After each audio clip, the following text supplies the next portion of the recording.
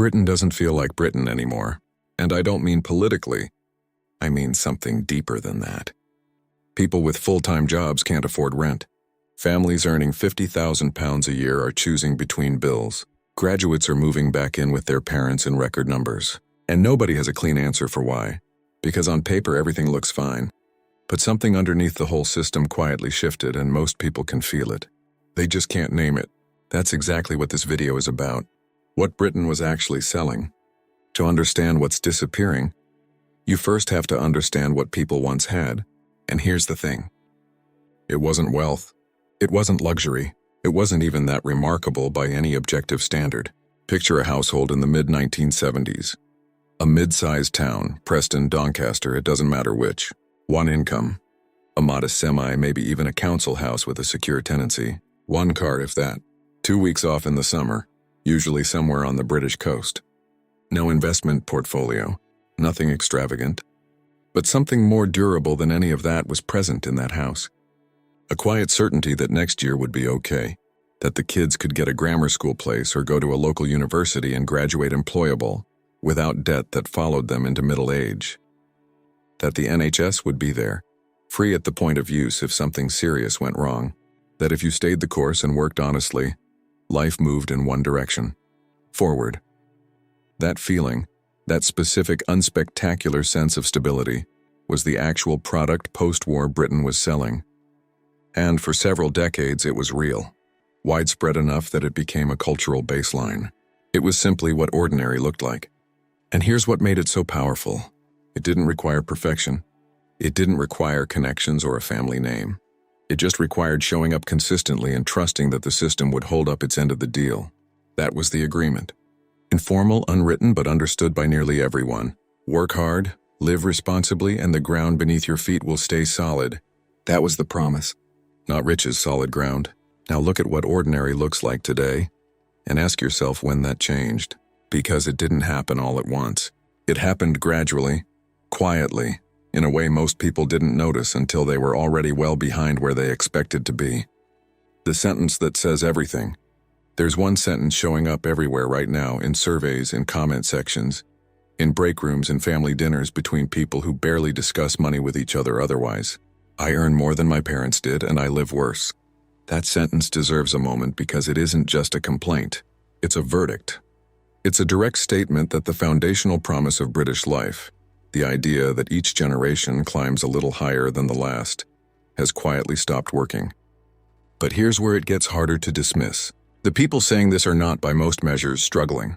They have jobs, cars, phones, streaming subscriptions. By a narrow reading of the numbers, they're fine. Fine, just not forward. And that gap between fine and forward is where the real story lives. Being poor means the question is how to survive today. Falling behind means something different. It means you can see exactly where you're supposed to be. You can see the destination. And no matter how consistently you show up, it isn't getting closer.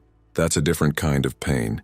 And it's one that almost no economic statistic fully captures because the statistics measure income, employment rates, GDP growth. What they don't measure is the distance between where someone expected to be and where they actually are, when the math stopped adding up. So what actually caused it? The honest answer isn't dramatic. There was no single breaking point, no moment you could point to and say, there. That's when it changed. What happened was quieter than that. The cost of a normal life outpaced the growth of normal wages. Not suddenly, not in one category, steadily, across decades, in dozens of places at once. Look at what happened to home ownership itself, the clearest single marker of whether the old promise still holds. Research from the Institute for Fiscal Studies found that only 40% of people born in the early 1980s owned their home by the age of 30, the lowest rate of any post-war generation on record. Compare that to the 55% or more of people born in the 1940s, 50s, 60s, and 70s who owned a home by the same age. That is not a small shift. That is an entire generation being quietly locked out of something their parents took for granted.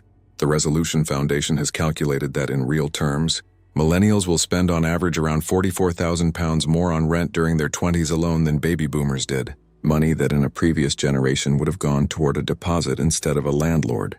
And it isn't only housing.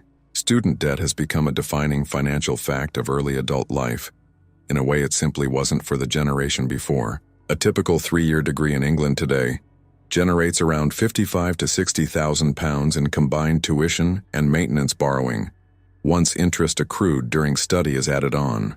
Graduates start repaying 9% of everything they earn above a threshold currently around £29,000 a year, for up to 40 years, and a large share of borrowers on the newest repayment plan will never actually clear the balance before it's eventually written off. It behaves less like a loan and more like an extra tax on being young, one the previous generation was never asked to pay in anything like the same way. Everyday costs tell the same story from a different angle. Consumer research has tracked household names shrinking their products while raising the price.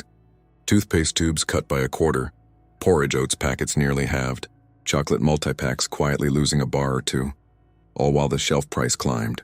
None of it makes headlines individually. Together it means a weekly shop that cost meaningfully more than it did just a few years ago, for meaningfully less. And then there's the pressure that doesn't show up on any single bill. The council tax bill that crept up again this April. The weekly shop that's noticeably heavier on the wallet without anything obviously different in the trolley. The energy direct debit that quietly reset higher. None of those things breaks a household on its own. But together, compounding year after year, they create something millions of people are describing with the same image. A slow leak, not a blowout. A quiet, invisible leak you only notice when you look down and realize how much air is already gone. Take a breath here because that's a genuinely heavy thing to sit with, but it's still not the deepest part of the problem. Before we go further, does any of this match what you're seeing in your own life? Drop it in the comments. I'm genuinely curious what people are experiencing out there, the difference between hardship and betrayal. There's a distinction that almost never gets made in these conversations, and it matters more than almost anything else. Struggling with money is a hardship. Feeling that the system you trusted has stopped working for you? That's something else entirely. That's betrayal. And increasingly, that second thing is what people are actually experiencing. Here's what that looks like up close. A young woman does everything correctly. Studies hard, gets into a good university, borrows close to £60,000 because her family couldn't cover the costs, and because every adult in her life told her the degree was the path. She graduates, lands a job in her field, starts earning around £28,000 a year, which sounds reasonable until you run the actual numbers. Tax, student loan repayments, rent in a city where work in her field actually exists. When you subtract those three things, the maths doesn't leave room to save. It barely leaves room to maintain. She's not failing. By every measurable standard, she is exactly where the path she was sold was supposed to lead. But she cannot save. She can't move toward a deposit. She is not getting ahead. She is holding position. And holding position, working full-time, carrying a degree, doing everything right was not what she was told she was signing up for. She compares herself to her mother, who started working at 21 without a degree, bought a house by 26, and had a workplace pension with real money in it before 35. That comparison isn't abstract. It's immediate. It's visible. It shows up at Christmas when the conversation turns to house prices and her mother says something well-meaning about just being patient and saving harder, not realizing that patience was never actually the variable that changed. Why could that generation do what this one cannot? Not what am I building, but how do I not fall behind this month? That is not a small shift in wording. That is a complete inversion of direction. You see it in financial behavior. A generation ago, buying a first home was the natural next step after getting established. Today, among younger households, simply maintaining a small emergency fund is treated as a genuine achievement. You see it in life decisions that once ran on ordinary timelines. The average age of first-time buyers keeps climbing, now comfortably into the mid-30s in much of the country, a full decade later than it was for their parents.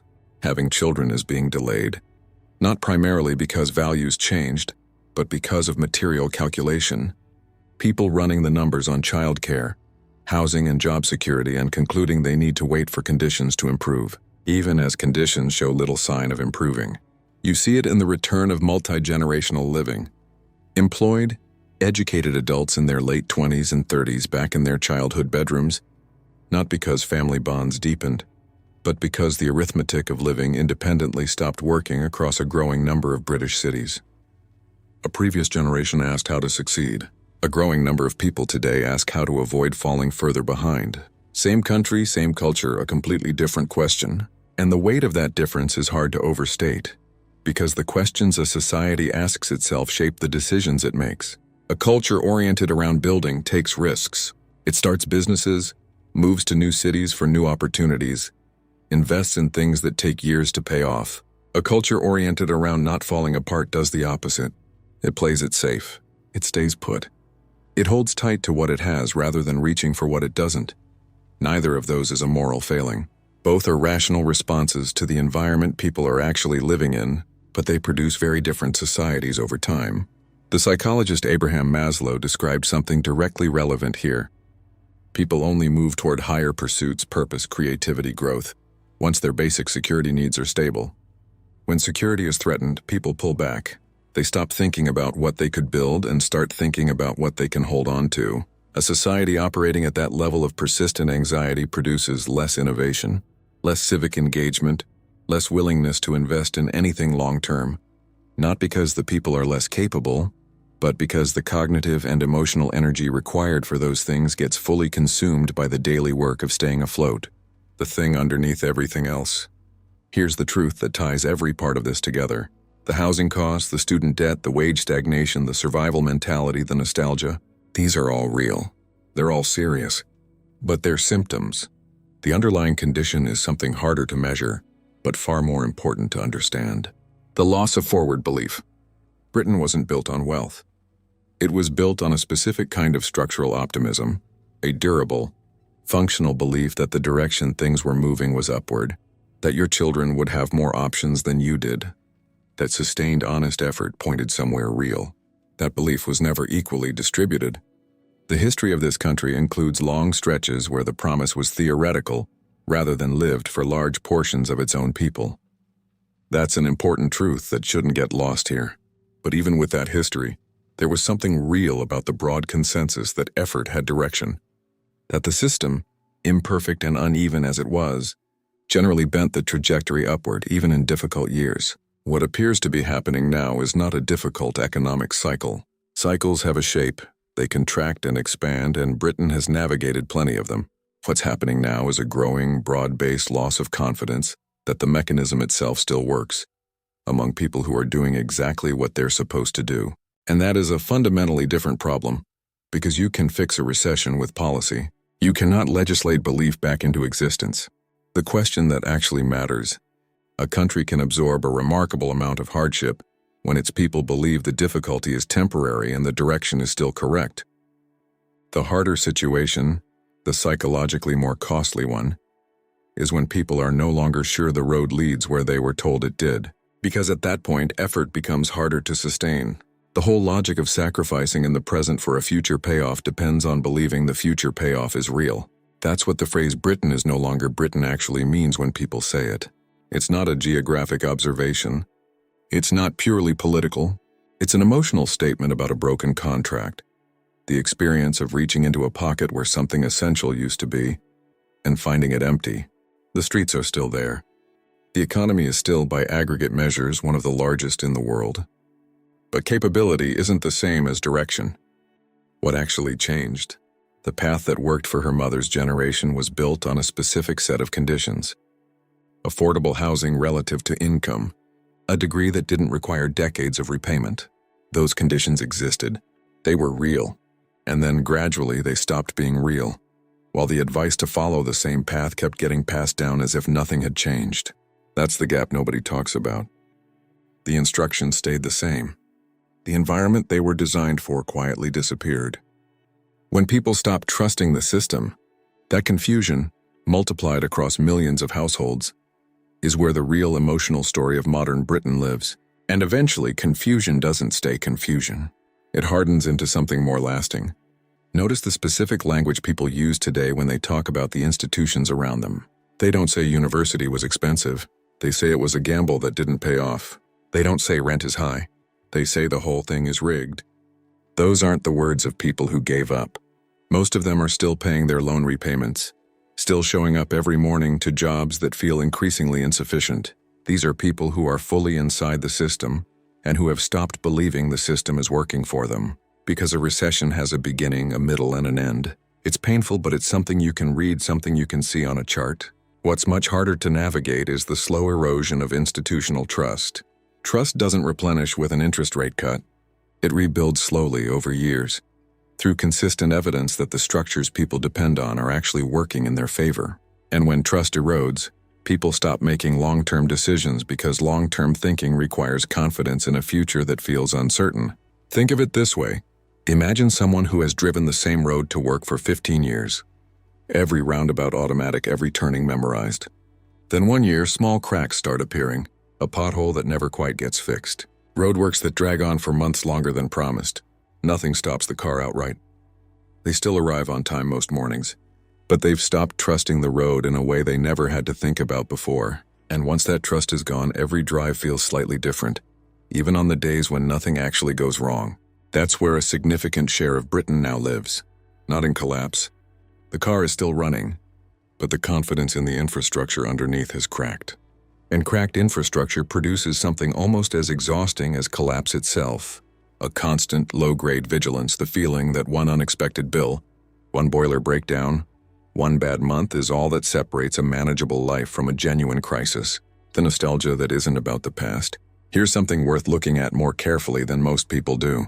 Over the past decade, nostalgia for the 1990s, Britpop, Cool Britannia, that specific era of cultural confidence, has become one of the dominant forces in British culture again. And here's the part that's easy to overlook. A significant share of the people expressing this nostalgia were children during that era, or weren't born yet. So what are they actually nostalgic for? Because it isn't dial-up internet or cassette tapes. The 1990s weren't a golden age by any objective measure. There were recessions, unemployment, serious unresolved problems. What people are longing for isn't a time period. It's a feeling that time period represented. The feeling that the future was open. That a reasonable path forward existed if you worked for it. That the ground was stable enough you didn't have to think about it constantly. That's what the nostalgia is pointing at. Not a decade. A specific texture of living that people believe has become genuinely scarce. When people feel secure about the future, they look forward. They plan. When they feel uncertain, they instinctively turn toward what they already know survived. That's not weakness. That's a rational response to uncertainty.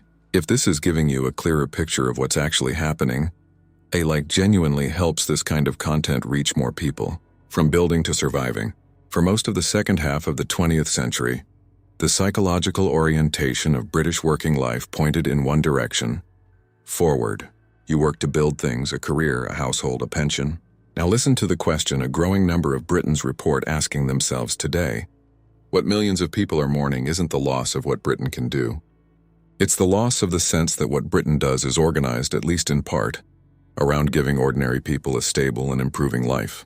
And the first step toward any kind of repair isn't a policy. It's seeing this clearly, acknowledging that what people are feeling isn't confusion or ingratitude or weakness. It's a rational response to real conditions. A nation doesn't begin to weaken when it runs out of money. It begins to weaken when enough of its people stop believing that tomorrow will be better than today. That belief has carried this country through its hardest periods before, through wars and long stretches where the path forward wasn't clear. What made recovery possible in those moments wasn't only policy or resources. It was the stubborn, persistent conviction that the country was still worth working toward, that the effort still meant something, that the destination was still real. Whether that conviction can be rebuilt now, and what it would honestly take to rebuild it, is the question that deserves far more serious attention than it's currently getting. Because this conversation isn't really about the past. It never was. It's about what kind of future people are actually willing to reckon with. So I want to ask you directly, do you think the British dream, whatever that means to you, is changing shape, or do you think it's genuinely fading? Tell me in the comments. I read them.